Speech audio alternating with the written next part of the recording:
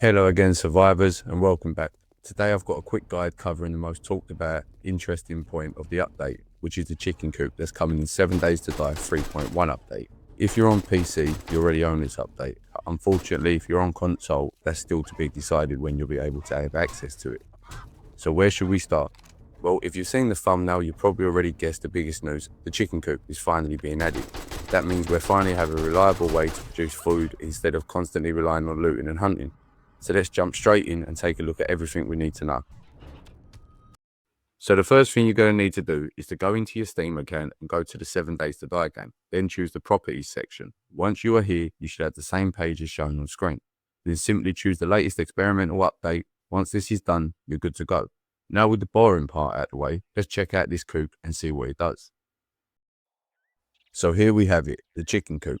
I'm not going to lie, it looks like we've robbed the local children's playground for an outdoor playhouse. But then again, who's worried about building regulations in the apocalypse? So what exactly does it do? What do all these upgrades add when we install them? First, we have the brooding lamp. This upgrade increases both the production speed and the maturing rate of our chickens, meaning you'll have a steady supply of food much sooner. Next is the chicken run. This gives your chicken space to roam around and eat bugs, which means they consume less feed while still producing at a good rate. That's a good way to save resources over time. Finally, we have the nesting box. This upgrade allows your chickens to breed while they're also increasing the maximum number of chickens you can keep in the coop at one time. When you combine all three upgrades, the chicken coop becomes a fantastic source of renewable food. Next, let's catch ourselves a chicken. The process is actually pretty simple. First, make sure you don't have anything in your hands, then all you have to do is chase the little bugger around until you get close enough to interact with it. Press the interaction key and voila, you've got yourself an angry chicken. Now don't just stand admiring it, head back to your chicken coop, interact with it and place your new feathered friend inside. Before long, it will start helping produce a steady supply of food for your survival. Now here's a really important tip. If you're planning on catching chickens, once you've picked up your angry little feathered friend, you'll notice it has a stress meter. The chicken stress increases in increments of 10% while you're carrying it. However, during my testing, I found a really useful trick.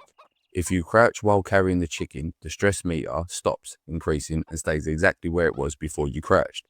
That's a handy little tip if you're trying to transport a chicken over a longer distance without causing any problems. Speaking of problems, there are a few things that can happen when a chicken reaches 100% stress. By default, if you drop the chicken, a special chicken stress event will be triggered. The type of event depends on your current game stage. Sometimes you'll simply drop the chicken, while other times you might attract a group of angry zombies, or even get attacked by a flock of very angry chickens. If that sounds a little too chaotic for your liking, don't worry, the developers have also added a sandbox option that lets you adjust or disable these stress events, so you can tailor this experience to suit your playstyle. So now let's take a look at how the chicken coop actually works. After gathering 6 chickens and filling the coop with plenty of feed, you can see it starting to produce its resources. Over time, the coop will generate eggs, feathers, and even live chickens, making it an excellent long-term source of renewable food and materials. Whilst testing, I also noticed that the amount of feed you put into the coop affects what it can produce. With 8 feed, the coop will produce eggs. Increase that to 9 feed and it will produce both eggs and feathers. Finally, once you've reached 16 feed, the coop is able to produce all available products, including live chickens. Just bear in mind that none of this happens instantly.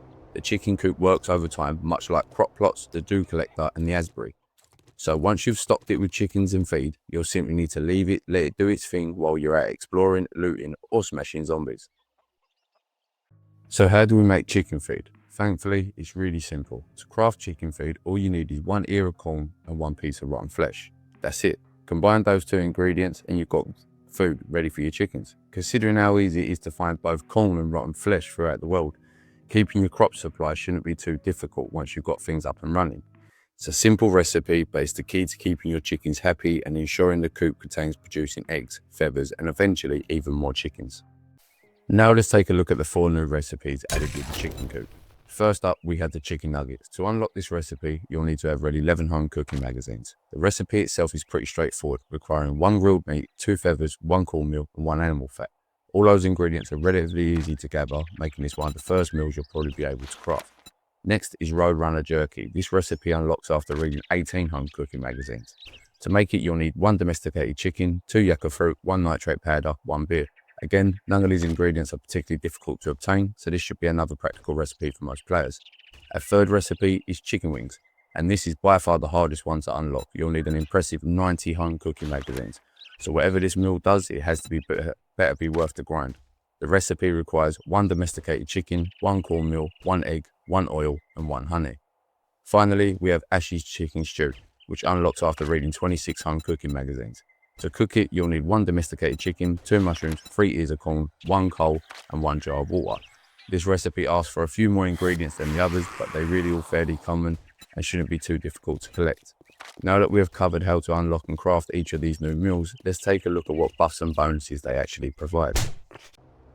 So now let's take a look at what the recipes and see what they actually do. So with chicken nuggets, you get 25 food, 12 health, 10 max stamina bonus, plus a 27 carry capacity, which is good.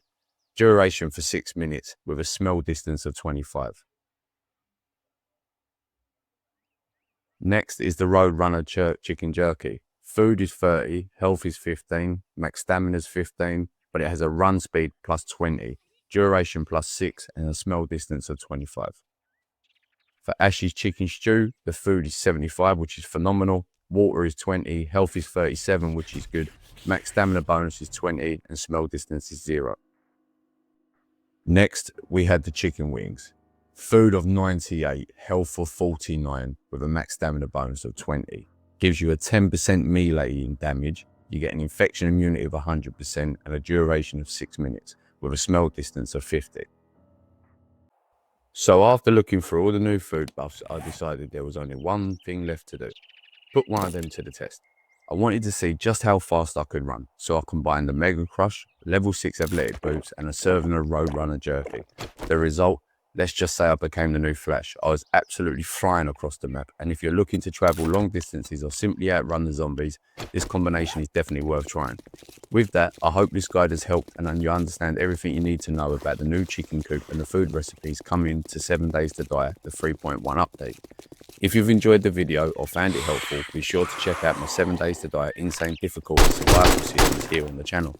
I'd really appreciate it if you could leave a like, drop a comment, and consider subscribing for more guides, updates, and survival content. Until next time, survivors, stay safe, stay vigilant, and I'll see you in the next one.